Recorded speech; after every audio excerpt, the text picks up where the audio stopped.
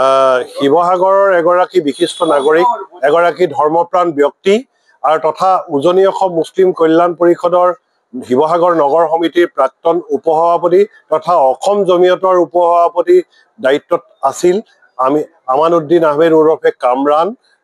তেখেতক কামৰান নামেৰে সকলোৱে জানিছিল। তেখেত এগৰাকী পৰিবহণ নিগমৰ এগৰাকী ৰিচাৰ্চ অফিচাৰ আছিল।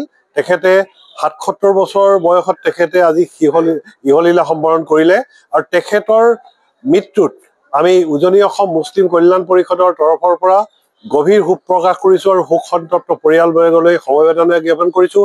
আৰু তেখেতে শিৱসাগৰ ৰাইজে জানে যে সমাজ আৰু জাতিৰ কাৰণে তেখেতে আজীৱন নিজৰ জীৱনটো উৎসৰ্গা কৰিছিল আৰু 2011 চনত তেখেত AIUDF দলৰ পৰা শিৱসাগৰ বিধানসভা নিৰ্বাচনত প্ৰতিদ্বন্দ্বিতা আগবঢ়াইছিল। এইগৰাকী ব্যক্তিৰ মৃত্যু শিৱসাগৰৰ সমাজ জীৱনৰ কাৰণে এক অপূৰণীয় ক্ষতি।